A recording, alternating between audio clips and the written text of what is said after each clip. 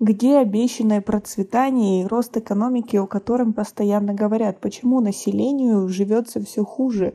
Дети не пойдут в школу из-за трудностей. Рахмон, да что происходит? Подписывайтесь на обновление и точно будете в курсе всего самого важного.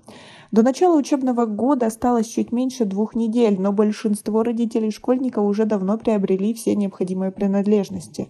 Форму, в том числе и подавляющая часть, осталась недовольна качеством как материала, так и шитья. При этом, по их словам, цены к качеству совсем не соответствуют.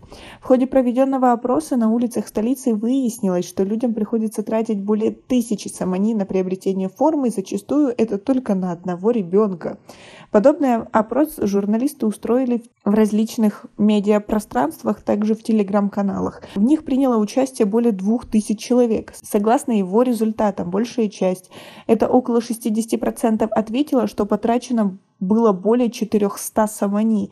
Меньше всего 9% купили форму за 150-200 сомони. Не раз таджикистанцы отмечали и другую проблему. По их словам, в некоторых школах родителей заставляют покупать форму в конкретном цехе и потом приносить чек. Больше всего людей возмущает то, что одежда сшита из некачественного материала, да и сам ее вид не соответствует нормам. При всем при этом родители поддерживают идею единой школьной формы. Главное, чтобы соотношение цена-качество не было нарушено. Между тем, 1 августа на пресс-конференции заместитель министра образования и науки Зиедулло Абдулазада заявил, что директора школ в Таджикистане не имеют права препятствовать свободной покупке школьной формы со стороны родителей.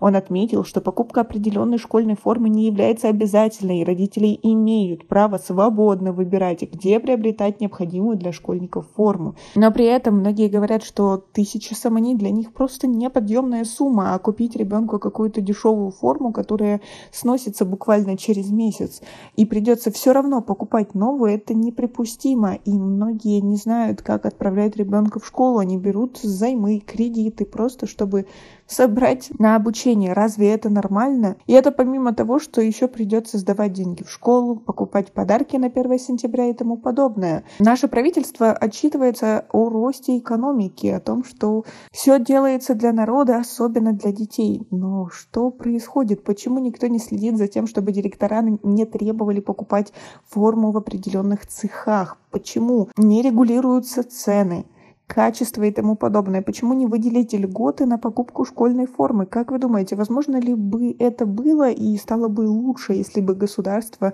как-то поспособствовало единой форме, ее качеству и тому, чтобы для родителей и школьников были какие-то льготы на покупку этой формы? У нас пока на этом все. Оцените наше видео подпиской и лайком. До скорой встречи!